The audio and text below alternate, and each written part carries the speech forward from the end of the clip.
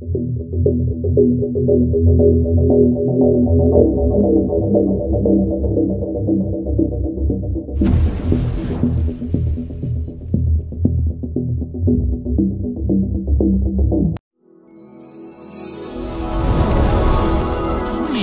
terhormat, andai kata benar pendapat jaksa penuntut umum bahwa pelanggaran prokes adalah kejahatan prokes, maka berarti para pelanggar prokes di seluruh Indonesia tanpa terkecuali semuanya adalah penjahat, termasuk semua tokoh nasional, mulai dari artis hingga pejabat, termasuk menteri dan presiden yang telah secara terang-terangan terbukti secara kasat mata melakukan berbagai pelanggaran prokes.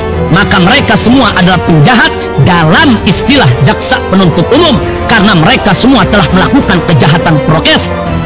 Sebagaimana aneka kasus berikut kita sebutkan. 1.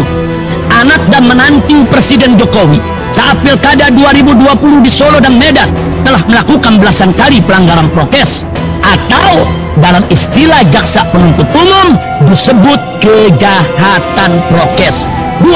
Anggota Wakimpres Dewan Pertimbangan Presiden Habib Lutfi Yahya di Pekalongan sejak awal pandemi selama berbulan-bulan di tiap malam Jumat Kliwon menggelar pengajian rutin yang dihadiri ribuan massa tanpa jaga jarak dan tanpa masker, bahkan sempat membuat pernyataan kontroversial di hadapan ribuan massa untuk mengabaikan dan tidak peduli wabah corona. Ini merupakan pelanggaran prokes yang dalam istilah jaksa penuntut umum disebut kejahatan prokes.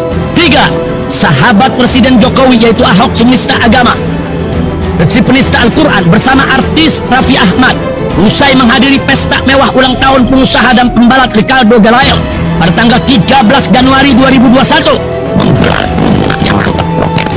Ini juga pelanggaran prokes yang menurut istilah jaksa penuntut umum disebut kejahatan prokes. D. Acara kongres luar biasa KLB Partai Demokrat yang digelar secara ilegal oleh kepala staf daripada kantor staf kepresidenan Muldoko yang nyata-nyata membuat kerumunan dan melanggar prokes, bahkan telah menyebabkan terjadinya bentrok sehingga mengganggu ketertiban umum di Deli Serdang, Sumatera Utara pada tanggal 5 Maret 2021. Ini pun pelanggaran prokes yang menurut jaksa penuntut umum, menurut istilahnya disebut kejahatan prokes. 5. Ini paling fenomenal. Pada tanggal 18 Januari 2021, Presiden Jokowi menggelar kerumunan ribuan massa tanpa prokes di Kalimantan Selatan, bahkan bagi-bagi nasi kotak kepada warga yang sudah direncanakan dan disiapkan sebelumnya. Lalu kerumunan ribuan massa tanpa prokes serupa diulangi oleh Presiden Jokowi pada tanggal 23 Februari 2021 sambil lempar bingkisan yang juga sudah direncanakan dan disiapkan sebelumnya di Maumere, Nusa Tenggara Timur. Keduanya adalah pelanggaran prokes yang kalau menurut istilah jaksa penuntut umum disebut kejahatan prokes. 6. Dan yang paling baru adalah kerumunan Ancol yang dihadiri 39.000 orang tanpa prokes di hari kedua Lebaran kemarin, tanggal 14 Mei 2021.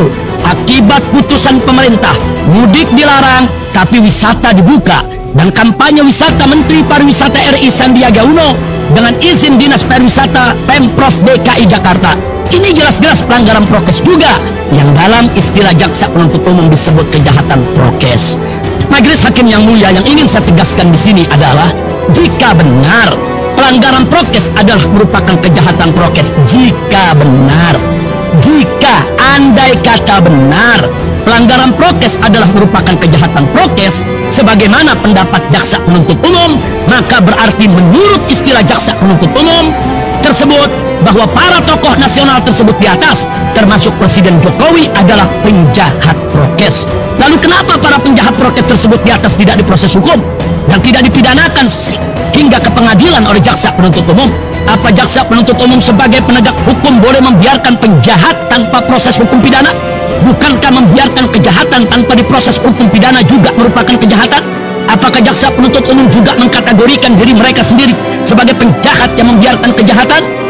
Majelis Hakim yang mulia, terlalu naif sikap semacam itu. Maka itu di sini saya tegaskan, bagi saya mereka semua termasuk Presiden Jokowi bukan penjahat prokes, tapi mereka hanya pelanggar prokes dan nggak boleh mereka disebut sebagai penjahat prokes. Begitu juga saya yang saat ini menjadi terdakwa dalam pelanggaran prokes dalam sidang ini, bahwa saya diadili bukan sebagai terdakwa penjahat prokes, tapi saya diadili sebagai terdakwa pelanggar prokes. Ya, saya pelanggar, tapi saya bukan penjahat.